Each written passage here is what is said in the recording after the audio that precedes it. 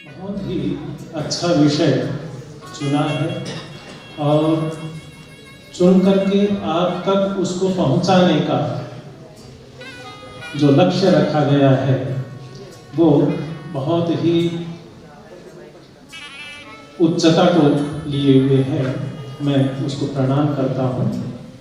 हमारे मध्य में आचार्य उदयन जी विद्यमान हैं। इसके परिनिष्ठित विद्वान हैं शिक्षा शास्त्र के। मैं तो एक सामान्य सा व्यक्ति हूँ और थोड़ा बहुत मैंने इसको पढ़ा है, जाना है।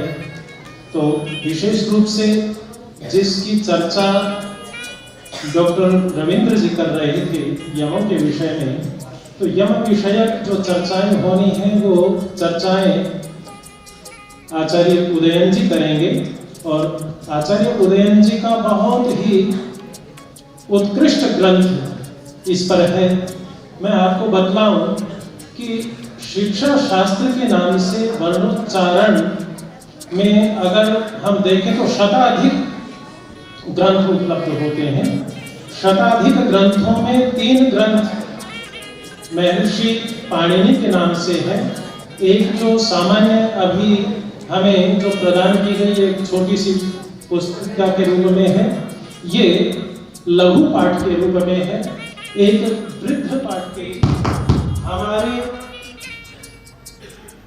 माता को चाहिए कि जैसे ही बच्चा बोलने लगे तभी से महर्षि दयानंद का उल्लेख करते हुए कह रहे हैं कि हमें माता को क्या चाहिए कि किस प्रकार से, किस स्थान से, किस प्रयत्न से, किस कारण से बच्चा को बोलना है, ये सारा का सारा माँ ध्यान रखे। और माँ अगर बतला सकती है तो माँ करे। माँ के पश्चात अगर पिता है तो पिता उसको ध्यान देवे। और माँ और पिता दोनों ही अगर उसको सही प्रकार से विद्यार्थी को, छात्र को, एक बच्चे को, शिशु को नहीं बतला पा रहे हैं, तो ऐसी स्थिति में हमें तीसरा आचार्य जो है वो गुरु है। और गुरु के पास में उसके अंतेवासी होने के बाद में हम उसको, शिक्षा को सही प्रकार से जाने। लेकिन बड़ा कष्ट है कि आज पूरे समाज में न तो संस्कृत विद्यालयों में इस प्रकार की परंपरा है और प्रायः गुरुकुलों में भी मैं देख रहा हूँ कि गुरुकुलों में भी ये परंपरा नहीं है कि शिक्षा शास्त्र को पढ़ाया जाए। और इसी कारण से अगर हम समाज में देखते हैं तो समाज में इतनी अधिक गलतियां हैं, यहाँ तक कि बहुत जगह पे हम निकलते हैं तो रास्ते पे कृपया के स्थान पे क्या मिलता है लिखा हुआ? कृपया लिखा हुआ मिलता है, बिल्कुल अशुद्ध मिलता है। ट्रकों के पीछे आशीर्वाद लिखा हुआ मिलता है, आशीर्वाद होना चाहिए। उज्जवल को उज्जवल लिखा हुआ मिलता है। तो ये अशुद्धियां हमें पदे पदे दिखाई देती हैं। और उसमें कारण क्या है कि हमने उसको सही तरीके से अपने गुरुजनों से नहीं जाना, अपने माता पिता से नहीं जाना। तो इसके ऊपर हमें विशेष रूप से ध्यान देना चाहिए। और विशेष रूप से अगर ध्यान देंगे तो निश्चित रूप से शुद्धता पे ध्यान दिया जाएगा। और जहां पर पवित्रता होगी, शुद्धता बहुत अपेक्षित है। जिस चीज को स्वामी जी ने कहा एक शब्द है सम्यक जाते सुप्रयुक्त है स्वर्गे लोके काम दुख भवति, तो एक भी शब्द को अगर हम जानते हैं तो वो शुद्धता के अगर साथ में जानते हैं, और शुद्धता के साथ में जाना गया कोई भी वर्ण है वो हमें परगति को प्राप्त करवाता है। सारी की सारी जो लोक यात्रा हमारी चल रही है वो वाचामेव प्रसादेन लोक यात्रा प्रवर्तते कहा जाता है। वाणी का जितना भी कुछ चल रहा है, मैं अगर आपके सामने प्रस्तुत कुछ कर रहा हूँ, स्वामी जी ने कुछ किया, या बहुत बड़े बड़े वाग्मी लोग जो हैं वो जो कुछ भी प्रस्तुत करते हैं वो वाणी के माध्यम से करते हैं। और वाणी के माध्यम से कर रहे हैं तो वाणी जितनी शुद्ध होगी, पवित्र होगी, उतना ही उत्कृष्टता हम में आती चली जाएगी। और उस पवित्रता को लाने के लिए अगर मूल रूप से हम देखें तो शिक्षा शास्त्र हमारे सामने आता है। तो शिक्षा शास्त्र में जब तक हम वर्णों के स्थान को नहीं देखेंगे, वहां के प्रयत्नों को नहीं देखेंगे, कारणों को नहीं देखेंगे, तब तक बात नहीं बनने वाली। इसलिए हमारे यहाँ पर भी हम क्या देख रहे हैं कि जो प्रयत्न है, आभ्यंतर प्रयत्न और बाह्य प्रयत्न है, सब बच्चे जानते हैं, निश्चित रूप से जानते हैं। ऐसे ही हम देखें कि हमारे यहाँ कितने स्थान कितने माने जाते हैं? कितने स्थान हैं? 6 स्थान है क्या या 5 हैं? कितने हैं? 4 हैं? कंठ, तालु, मूर्धा, दंत और ओष्ठ और नासिका, ये 6 स्थान हैं। लेकिन इन स्थानों को हम किसके माध्यम से जाने? वर्णों के माध्यम से जानेंगे। कु, चु, टु, तु, कु, इसके माध्यम से जानेंगे। बड़ा वैज्ञानिक का पूरा जितना भी हमारा वर्णों का उच्चारण है वो बड़ा ही वैज्ञानिक है। और उस वैज्ञानिकता को मैं कहूँ तो आपने सबको याद होगा, आत्मा बुद्ध्या समेत्यर्थान मनोवृत्ति विवक्षया मनः कारयति सप्रेरयति मारुतम और मारुतस्तु तुलसी चरण मंदम जनयति स। ये है ना, देखो सबको याद है, कितना अच्छा। तो इसमें मुख्य रूप से हम करण के रूप में जिन चीजों को देख रहे हैं, साधन के रूप में देख रहे हैं, वो साधन क्या क्या है? मन, बुद्धि, आत्मा, इनको छोड़ दीजिए, कायाग्नि को छोड़ दीजिए। लेकिन इसके बाद में जो करण के रूप में हमारे सामने आ रहे हैं, करण कौन कौन से हैं? फुफ्फुस है हमारा, फेफड़े जिसको कहते हैं, फेफड़े हैं। फेफड़े के बाद में स्वर तंत्रिका है, हमारे गले में बैठी हुई स्वर तंत्रिका है, हमारी जिह्वा है, हमारे ओष्ठ हैं। ये 3 जो हैं वो क्या बनते हैं? 3 कह लीजिए या 4 कह लीजिए। ओष्ठ को मिलाएंगे तो 4 क्या हो गए? करण हो गए, साधन हो गए। और ये साधन किस प्रकार से वर्णों को हम ग्रहण करते हैं? उसी प्रकार से, जिस प्रकार से हम, जैसे हारमोनियम होता है, हारमोनियम में पीछे से क्या किया जाता है? हवा दी जाती है और उंगलियां चलती है। उंगलियां क्या बनती है? करण बनती हैं। तो करण बन करके और फिर विभिन्न ध्वनियों को निकालती हैं। विभिन्न ध्वनियां, सारे गामा पाधा इसके रूप में ध्वनियां उच्चारित होती हैं, पहचानी जाती हैं कि ये कौन क्या गा रहा है। पहचान लेता ना, जो जानने वाला है वो उस चीज को पहचान लेता है, बड़ी आसानी से जान लेता है। तो हम उस चीज को देखें, करण को देखें। और करण में मुख्य करण जो है वो कौन सा हो गया? जिह्वा हो गई। जिह्वा के भी 4 भाग, जिह्वा के 4 भाग। मैं आपकी भाषा में कह रहा हूं, मैं वर्णोच्चारण शिक्षा को वहां के सूत्रों को नहीं बतला रहा हूं। मैं सीधा सा आपको बतला रहा हूं कि हम जो है वो किस रूप में उस चीज को ग्रहण करें। तो जिह्वा मूल, जिह्वा मध्य, जिह्वा उपाग्र और जिह्वा अग्र, ये 4 भाग हुए। ये 4 भाग क्या बनते हैं? करण बनते हैं। इन करणों के माध्यम से ये कहां-कहां स्पर्श कर रहे हैं? कहां-कहां स्पर्श कर रहे हैं? जिह्वा मूल में स्पर्श कर रहा है, जिह्वा मध्य जो है वो तालु में स्पर्श कर रहा है, जिह्वा उपाग्र कहां पर स्पर्श करेगा? मूर्धा में करेगा और जिह्वा का अग्रभाग जो है वो कहां पर, दंत्य में, दांतों के साथ में स्पर्श करेगा और अधरोष्ठ जो है वो ऊपर के ओष्ठ को स्पर्श करेगा। तो इस प्रकार से ये सारे के सारे आभ्यंतर प्रयत्न बनता चला जाता है और हम इसको इस रूप में भी समझ सकते हैं कि ये जो क्रम बना किस आधार पे बना,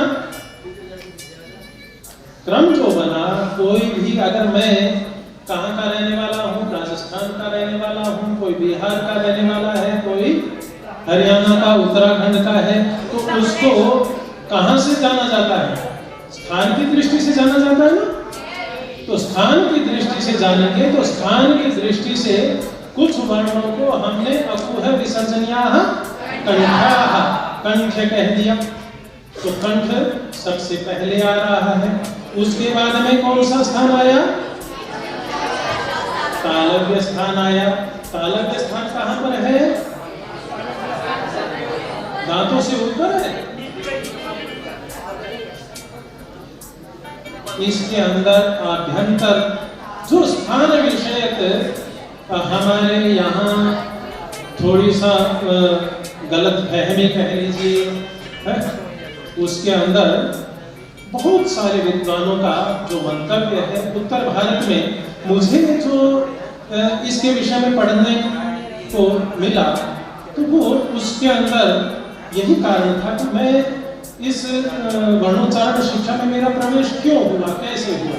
मैं आपको बतलाऊं, लगभग 2005-06 के आसपास मेरा छोटा भाई जो है वो भी एक अध्यापक है और छोटे बच्चों के बीच में अध्यापन करते हैं।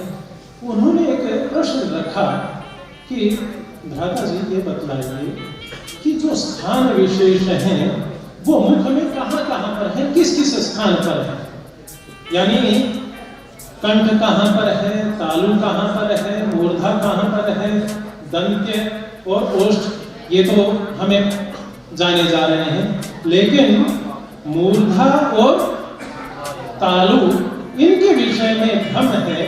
इसको हम कहां पर, किस रूप में जाने, कहां पर है ये? तो जैसी परंपरा में हमने पढ़ा था, अपने गुरुकुल में पढ़ा या हम जहां पर भी पढ़ के आए, यानी उत्तर भारत की पूरी परंपरा को मैं कहूं तो उत्तर भारत की परंपरा जो है वो तालव्य को दांतों से ऊपर मानती है, दांतों से ऊपर मान रही है। जितना भी विद्वत गण है, मैंने आचार्य सुदर्शन देव को पढ़ा, मैंने अन्य विद्वानों को पढ़ा, आचार्य जी को भी पढ़ा, आचार्य जी भी उसी रूप में स्वीकार कर रहे थे, लेकिन ये सारी की सारी चीजें मेरे उसमें नहीं बैठी कि इसमें क्या होगा, फिर क्रम भंग हो जाएगा। कंठ है, कंठ के बाद में अगर तालु नहीं मानेंगे, पहले मूर्धा मानेंगे और मूर्धा के बाद में तालु मानेंगे, तो ऐसी स्थिति में जो कूजु टूतु है वो भी सारा का सारा क्रम भंग हो जाएगा। तो ऐसे में एक संशय बना हुआ था और उस संशय का निराकरण जो है वो छोटे भाई ने करवाया। मैंने बहुत सारे विद्वानों से इस विषय में चर्चाएं की, जो भी मिलता कि ये ब्रह्मदेव तो पागल हो गया, जहां देखो वहीं पर इस प्रकार की चर्चा करता है। आचार्य जी से भी मेरी बातचीत हुई, क्योंकि आपका ग्रंथ ये उदय आचार्य जी के माध्यम से मुझे जो प्राप्त हुआ वो 2008 में प्रकाशन हुआ था संभवतः। तो आरंभ में 2008 में आपका तत्कालोक भाष्य वृद्ध पाठ पर, शिक्षा शास्त्र के वृद्ध पाठ पर प्राप्त हुआ, तो उसको भी मैंने देखा, मैंने अन्य भी आचार्यों को देखा, मैंने गुरुकुल बाहलगढ़ में, पाणिनि महाविद्यालय बाहलगढ़ में आचार्य विजयपाल जी से भी चर्चाएं की, कुरुक्षेत्र विश्वविद्यालय में की, गुरुकुल कागड़ी विश्वविद्यालय में की, या दिल्ली यूनिवर्सिटी में, जहां पर भी जो भी मुझसे मिला तो उनसे मैंने इस विषय में चर्चाएं की। लेकिन कहीं पर भी मुझे संतुष्टि इस विषय में नहीं हुई कि तालु को और मूर्धा को कहाँ पर स्थान दिया जाए, किस स्थान पर उसको रखा जाए। तो आचार्य जी ने इस क्रम को जिस रूप में माना हुआ था, वो क्रम जो है वो माना हुआ था कर्ण के आधार पर। जिह्वा कर्ण था, जिह्वा का मूल, जिह्वा मध्य, जिह्वा उपाग्र और जिह्वा अग्र। लेकिन वो चीज मुझे फिर भी स्पष्ट नहीं हुई, मुझे फिर भी संशय हुआ, क्योंकि अधोभाग भी वहां पर है।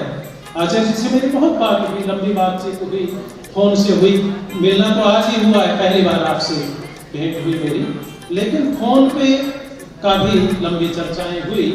और उसके बाद में मैंने एक लेख भी लिखा। तो भाई को भी मैंने जो आप सब मानते थे या मैं मानता था, वो मैंने कहा कि दांतों से ऊपर जो खुरदरा स्थान है वहां पर तालु है। लेकिन जब जिह्वा मध्य कहा कि जिह्वा मध्य जो है वो तालु का करण है। जिह्वा मध्य क्या है? तालु का करण है। तो करण है तो ऐसी स्थिति में वो जिह्वा मध्य यहां तो आ नहीं सकता। आचार्य पाणिनि ऐसे तो नहीं कह सकते। तो फिर खोज जारी रही। तो संभाषण संदेश एक पत्रिका है, संभाषण संदेश, जो बेंगलोर से निकलती है, उसके अंदर एक आचार्य रमन थे, उनका एक लेख आया और री और ली को लेकर के वो लेख था। उसको मैंने पढ़ा। पढ़ने के बाद में मैंने सोचा कि अवश्य ये आचार्य जो हैं वो जरूर इस बुद्धि को सुलझा सकते हैं। उनसे मैंने संपर्क किया ईमेल से। वो तमिलनाडु के थे, मैं तमिलनाडु हिंदी में तो लिखूंगा तो वो समझेंगे नहीं, अंग्रेजी मुझे इतनी आती नहीं। मैंने संस्कृत में लिखा, संस्कृत में उनको पत्र लिखा, तो जवाब आया। और उनको मैंने कहा कि आप मुझे चित्र भी भेजिएगा, इस विषयक अगर चित्र है तो चित्र भी भेजिएगा। उन्होंने चित्र भेजा और चित्र में उन्होंने जिस स्थान को मैं अब मानने लगा हूँ उसको उन्होंने कहा। और उसके बाद में ये बुद्धि सुलझी कि, और ये भी करण के माध्यम से ये भी स्पष्ट हो गया कि जो हमारी जिह्वा है, जिह्वा के मध्य भाग से हम तालु को स्पर्श करेंगे तो बिल्कुल जो ऊपर स्थान है, जिह्वा का मध्य स्थान इस तरीके से होकर के ऊपर को लगता है। तो ऊपर को जो लगेगा, हमारी जिह्वा इस तरीके से होकर के कुछ ऊपर को लगेगी, तो जो कोमल तालु है उसको स्पर्श करता है। यानी जहां पर अली जिह्वा है, एक छोटी जीभ है ना, सबने देखा होगा, मुंह को खोल करके या अपनी उंगली से आपने देखा हो तो एक जीभ लटक रही है, हमारे मुख में एक जीभ लटक रही है। उस स्थान पर उसको हम क्या कहते हैं? अली जिह्वा कहा जाता है, काग जिसको कहा जाता है। तो उसके साथ में जो लगा हुआ स्थान विशेष है उसको हम क्या कहेंगे?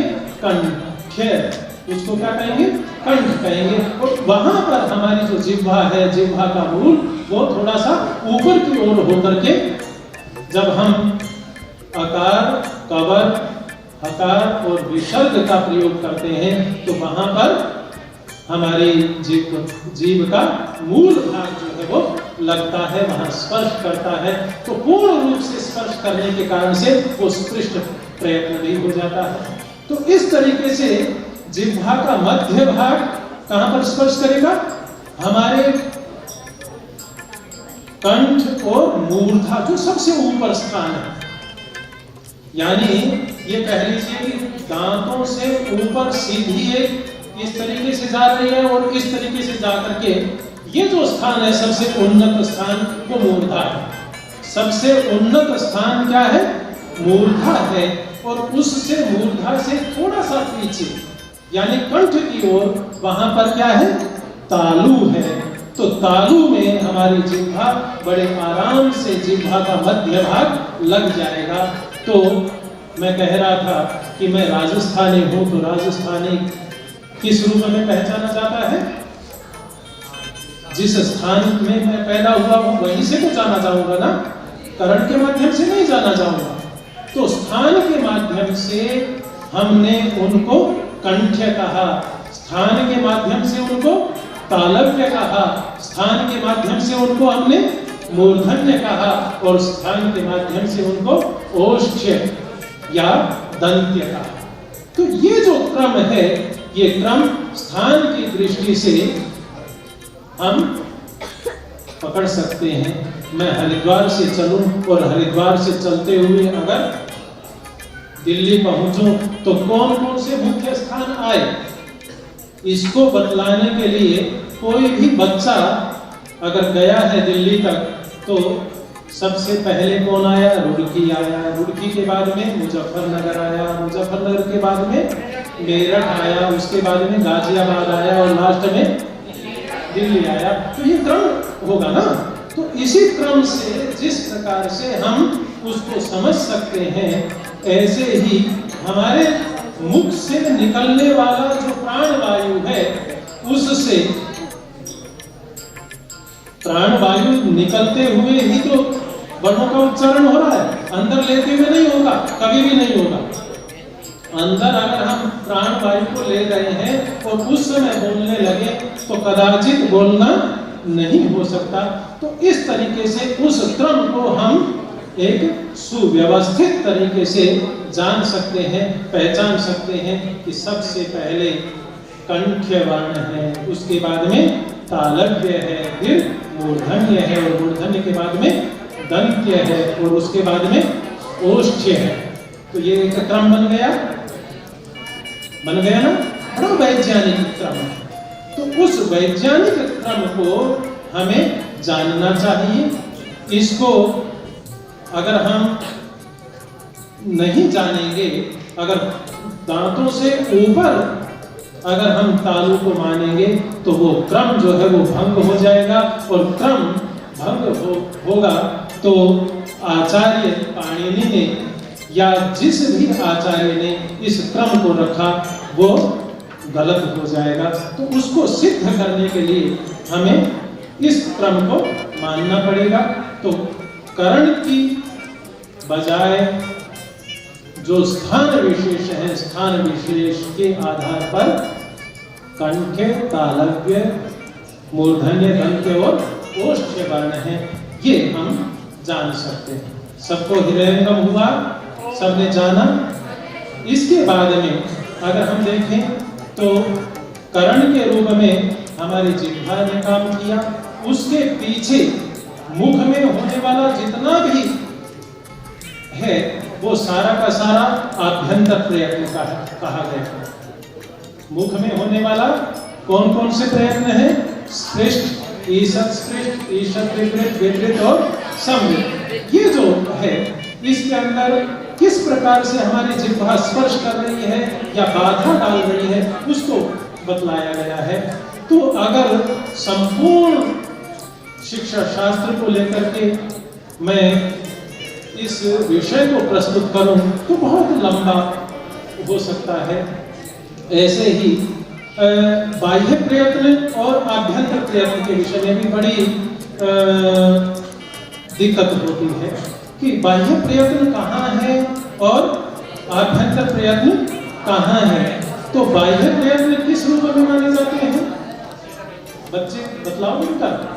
बाह्य प्रयत्न ये तो हम जानते हैं कि 11 हैं।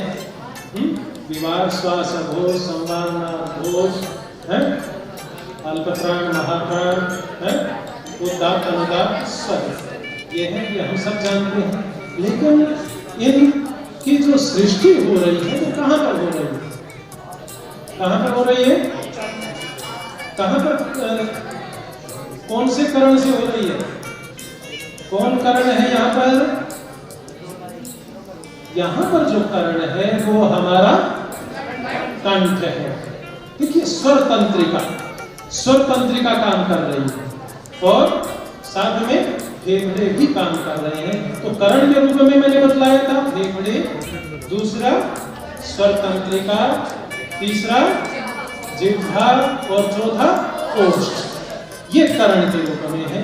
तो करण के रूप में अगर हम हमारी जो स्वर तंत्रिका है, अगर यहाँ पर कुछ चल रहा होता तो मैं आपको दिखा सकता था उसको। स्वर तंत्रिका के विषय में आचार्य जी ने बहुत सुंदर तरीके से चित्रों के साथ में प्रस्तुत किया है। आचार्य जी उसको दिखा सकते हैं, ठीक है। तो उस चीज को हम देख सकते हैं। आधुनिक विज्ञान भी इसके ऊपर खूब कार्य कर रहा है। ये यानी ये कह लीजिए कि जो पाश्चात्य विद्वान है, जो ध्वनि विज्ञान पे, फोनेटिक्स पे काम कर रहा है, तो फोनेटिक्स पे काम करने वाला वो हमारी स्वर तंत्रिका किस तरीके से कार्य कर रही है उसको वो जान रहा है, पहचान रहा है। और जो स्वर तंत्रिका है वो बहुत तेजी से काम करती है, सेकंडों में हजारों बार फड़फड़ाती है।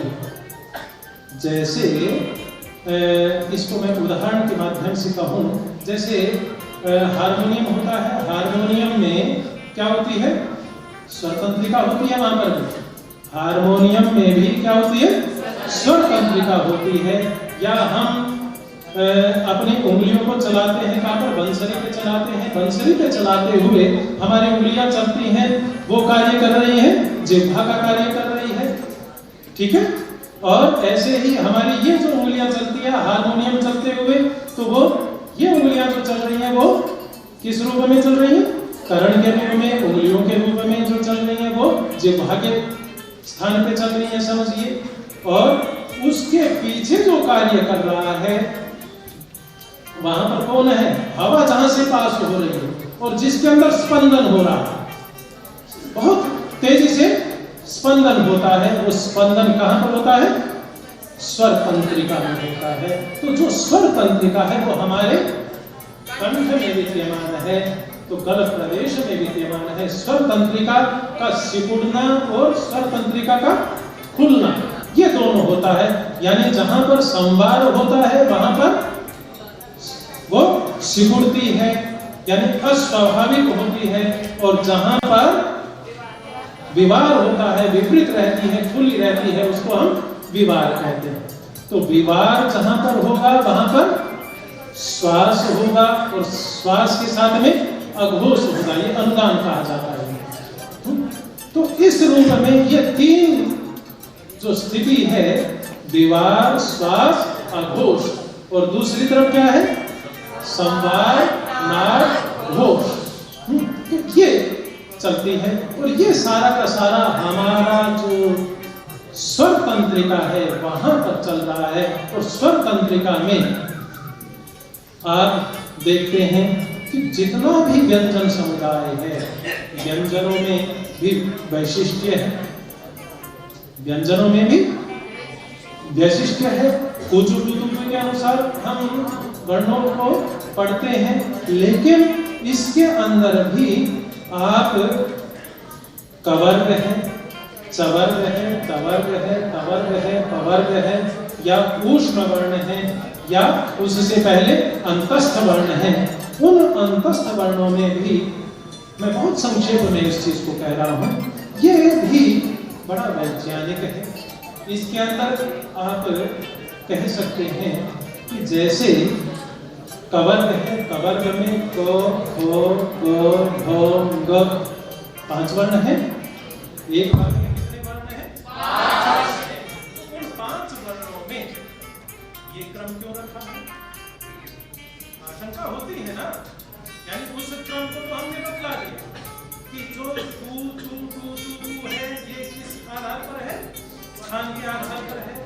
जिस स्थान से जो पहले आता गया उसको हमने पहले नाम रख दिया, पहले उसको स्थान दे दिया, पहले रुड़की को दे दिया, उसके बाद में मुजफ्फरनगर को दे दिया। तो पहले कौन आया, रुड़की आया, कंठे आया, कंठे को स्थान दे दिया, कंठे को दे दिया स्थान। उसके बाद में किसको स्थान दिया, तालव्य को, यानी चवर्ग। तो चवर्ग जो है वो उसके बाद में आया। तो इस रूप में जिस रूप में आ रहा है उस रूप में हमने उसको पकड़ा। अब ऐसे ही तो हमारा जो बाह्य प्रयत्न हम कवर्ग है, कवर्ग में ग, घो, घो, घो, ग, ये जो 5 वर्ण हैं, इन 5 वर्णों को क के स्थान पे घ को या ग को क के स्थान पे रख सकते हैं क्या?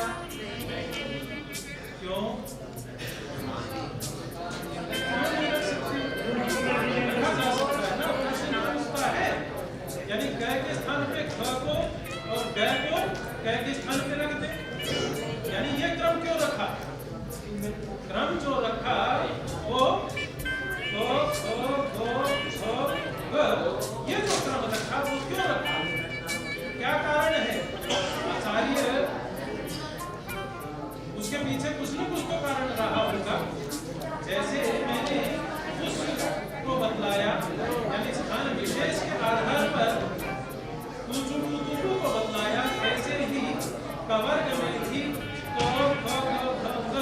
ये क्रम क्यों है? बतला सकते हैं, कह सकते हैं उस चीज को। उसको बतलाने के लिए हमें आभ्यंतर प्रयत्न की बजाय कहां पर जाना पड़ेगा? बाह्य प्रयत्न में जाना पड़ेगा। कि बाह्य प्रयत्न को हम देखें कि बाह्य प्रयत्न में कुछ वर्ण जो हैं वो कैसे हैं? स्वाभाविक हैं। कुछ वर्ण कैसे हैं?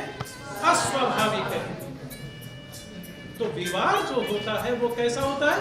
स्वाभाविक होता है, और जो संवार है वो अस्वाभाविक होता है। तो अस्वाभाविक क्यों हुआ? कि उसके अंदर हमारी जो स्वर तंत्रिका है वो थोड़ी सिकुड़ गई। स्वर तंत्रिका क्या हो रही है? सिकुड़ रही है। और जो विवार है, विवार में स्वर तंत्रिका खुली हुई है। तो जिस प्रकार से हम अगर मान लीजिए कहीं पर पानी का प्रवाह है, बह रहा है, नाली पानी बह रहा है, उसको एक स्वाभाविक रूप से वो निकल रहा है, और एक हम अस्वाभाविक रूप से निकालें, जरा सी उंगली उस पे टच कर दें, उस पे हाथ लगा दें, तो क्या होगा? पानी जो है वो अस्वाभाविक हो जाएगा। तो ऐसे ही स्वर तंत्रिका जो है उसको जब सिकुड़न होती है, तो सिकुड़न होने के बाद में उसमें अस्वाभाविकता आती है। तो अस्वाभाविकता जब आती है तो पहले स्वाभाविक वर्णों को रखा गया और उसके बाद में अस्वाभाविक वर्णों को रखा गया। तो जो स्वाभाविक वर्ण है वो कौन कौन से हैं? क और ख, विवार और विवार, श्वास, अघोष। तो है कौन कौन से हैं? विवार, श्वास, अघोष कौन से वर्ण हैं? ये है ना क्रम है। यानी पांचों में पादयो मावसाना है ये स्पर्शः विद्यन्ते तत्र प्रथम दो वर्णों कीदृशौ, कैसे हैं दो वर्ण? विवार, श्वास, अघोष। तो वो स्वाभाविक हो गए। तो स्वाभाविक वर्णों को हमने क्या किया? पहले रखा और उसके बाद में अस्वाभाविक वर्णों को रखा। अब स्वाभाविक 3 जो है वो अस्वाभाविक हो गए। यानी ग, घ और ग, इन तीनों को, यानी हर वर्ग में 5 जो वर्ण है उनमें लास्ट वाले जो वर्ण है वो लास्ट वाले वर्ण कैसे हो गए? अस्वाभाविक हो गए। तो पहले स्वाभाविक को, उसके बाद में अस्वाभाविक को। तो वो 3 बट गए, ठीक है। 2 पहले बट गए, 3 बाद में बट गए। हो गया पक्का? तो स्वाभाविक को पहले, अस्वाभाविक को बाद में। इस रूप में रख दिया, ठीक है। अब इसके अंदर भी फिर प्रश्न खड़ा हो जाता है कि क और ख, इसमें क को ख के स्थान पे और क को ख के स्थान पे क्यों नहीं रखते? क्यों नहीं रखते? उसमें भी स्वाभाविकता और अस्वाभाविकता को देखा जाएगा। उसमें भी स्वाभाविकता और अस्वाभाविकता को देखा जाएगा। उसमें स्वाभाविकता क्या है? अल्प प्राण। जो अल्प प्राण है वो स्वाभाविक रूप से आ रहा है और महाप्राण जो है वो अस्वाभाविक रूप से आ रहा है। तो इस रूप में हम क को पहले और ख को बाद में रखेंगे, ठीक है? पक्का हो गया? अब लास्ट वाले तीनों के बीच चल पड़ते हैं। लास्ट के 3 जो हैं उसमें पहला वर्ण कैसा है? ग, कैसा है? अल्प प्राण है। घ, महाप्राण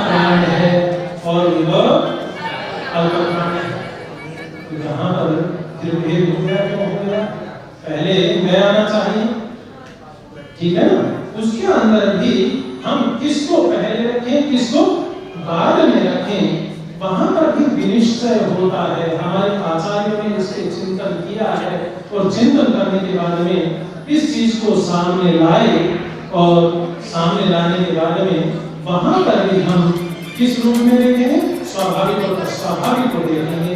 तो स्वाभाविक लघु हो गया, अल्पप्राण हो गया, ग अल्पप्राण, और उसके बाद में घ महाप्राण, और ग जो है वो अल्पप्राण होते हुए भी एक और हो गया, उसमें क्या मिला हुआ है, नासिका। कहते हैं नासिका, तो वो नासिका स्थान जो है वो अतिरिक्त हो गया। तो अतिरिक्त होने के कारण से उसको सबसे अंदर में रखा। स्पष्ट हो गया, सबने समझ लिया। अब ये बताओ, ये चीजें क्या हम किसी अंग्रेजी पढ़ने वाले से पूछें कि A, B, C, D, E, F, ये जो 26 वर्ण हैं, उनको 26 वर्ण A को पहले, उसके बाद में D को, फिर C को, फिर D को क्यों रखा है? कोई बता सकता है क्या? अंग्रेजी वाले यहाँ बैठे हों, जिन्होंने PhD की होगी और मैं जाने क्या क्या पढ़ा होगा, लेकिन अगर उनसे हम कहना चाहें कि आप हमें बतलाइए, तो बतला सकता है कोई? नहीं बता सकता ना। तो हमारी जो वर्णों की वैज्ञानिकता है, हमारे जो वर्ण हैं उनको हमें जानना चाहिए, तो उनको जानकर के हमें सम्यक प्रकार से समाज के सामने इसको संस्थापित करना चाहिए, बतलाना चाहिए कि हमारे वर्णों की वैज्ञानिकता जो है वो बहुत उत्कृष्टता है। और हमारे यहाँ शताधिक जो शिक्षा शास्त्र लिखी गई वो इन्हीं को ध्यान में रखते हुए लिखे गए, और सारे के सारे जो वर्ण हैं वो इस आधार पर उत्पन्न होते हैं, हमारे भाव के आधार पर। वर्ण को वर्ण क्यों कहा जाता है? वर्ण को वर्ण क्यों कहा जाता है? ब्राह्मण क्षत्रिय वैश्य को भी वर्ण कहा जाता है, इसको भी वर्ण कहा जा रहा है। कौन सा वर्ण है? कहा जाता है ना, घेरवे वस्त्र पहने घेरवा वर्ण है, लाल वर्ण है, नीला है, नीला ये वर्ण कहा जाता है। तो सब जगह जो है वो ऋणोदे हिस्से वर्ण किया जाता है, यानी ध्वनि के रूप में एक वर्ण को वर्ण किया जा रहा है। हमारा जो भाव है उस भाव को उस रूप में बताया जा रहा है। तो किस चीज को हमें देखना चाहिए। ऐसे ही मैं अंतस्थ और ऊष्म वर्णों को भी हम देख सकते हैं। अंतस्थ और ऊष्म वर्णों को भी पहले बाद में और उसके बाद में कैसे रखा गया? 4 वर्ण है ना, तो उसमें भी वो क्रम जो है वो किस आधार पे आएगा? स्वाभाविक अस्वाभाविक की दृष्टि से देखें तो वहां तो चारों वर्ण जो है वो एक प्रकार के ही है, संवारनाद घोष है। और संवारनाद घोष है या विवाद श्वास अघोष है, यही है ना? है विवाद श्वास अघोष या संवारनाद घोष है। चारों अंतस्थ एक जैसे हैं। ऊष्म वर्ण में भी आकार अलग हो जाता है और आरंभ के 3 अलग हो जाते हैं, लेकिन वहां पर ये बात नहीं बन पा रहा। तो नहीं बन पा रहे, तो ऐसी स्थिति में हम कहां जाएंगे? फिर स्थान पर जाएंगे, फिर हमें स्थान की शरण में जाना पड़ेगा। और स्थान की दृष्टि से यह सबसे पहले तालु के रूप में आया, रेख कहां से आया? मूर्धा से आया, फिर और किस तरीके से वो क्रम चल जाता है। ठीक है, स्पष्ट हो गया? तो पीछे से संकेत हो गया।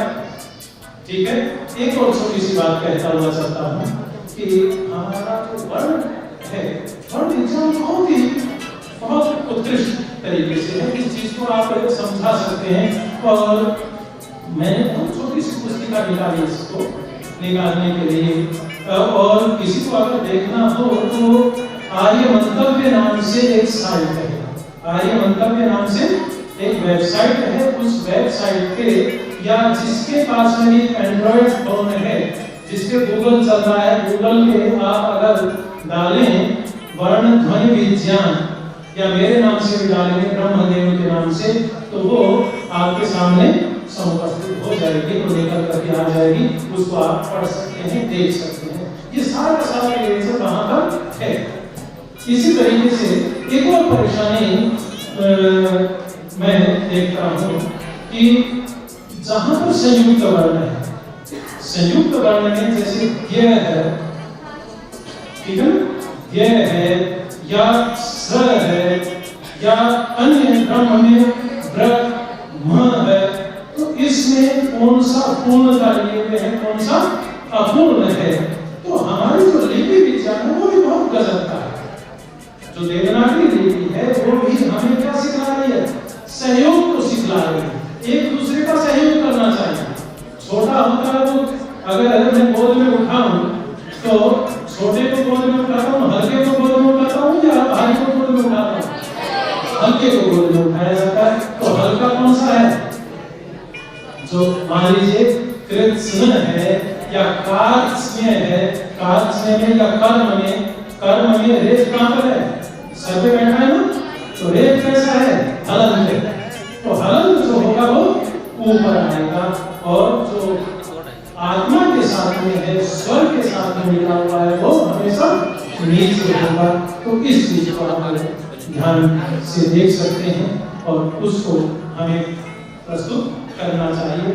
हमारा पूरा का पूरा वर्ण विज्ञान बड़ा ही वैज्ञानिक है, ध्वनि विज्ञान, लिपि विज्ञान भी उतना ही वैज्ञानिक है।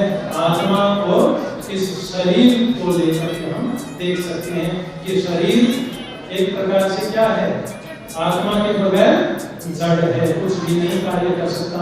ऐसे ही व्यंजन भी जड़ भूत हैं, उसमें आत्मा का कार्य कौन कर रहा है, स्वर करते हैं। तो स्वर के माध्यम से ही हम उसको सही तरीके से उच्चारित कर सकते हैं। तो इतना कहकर के मैं सबका आपने मुझे सुना, और विशेष रूप से आचार्य धनंजय जी का, स्वामी वर्य आचार्य प्रणवानंद जी का, रविंद्र जी का, और जो भी मंच का विद्यमान है, जो कारण बने हैं मुझे बुलाने में, उन सब का मैं अंदर से धन्यवाद करता हूँ। सब बच्चों का भी धन्यवाद करता हूँ। और कभी बाद में चर्चाएं हुई तो लंबे तरीके से भी इसको हर चीज को खोल करके अपनाया जा सकता है विद चित्रों के माध्यम से, वो सारा का सारा प्रस्तुत किया जा सकता है। तो सबका बहुत बहुत धन्यवाद।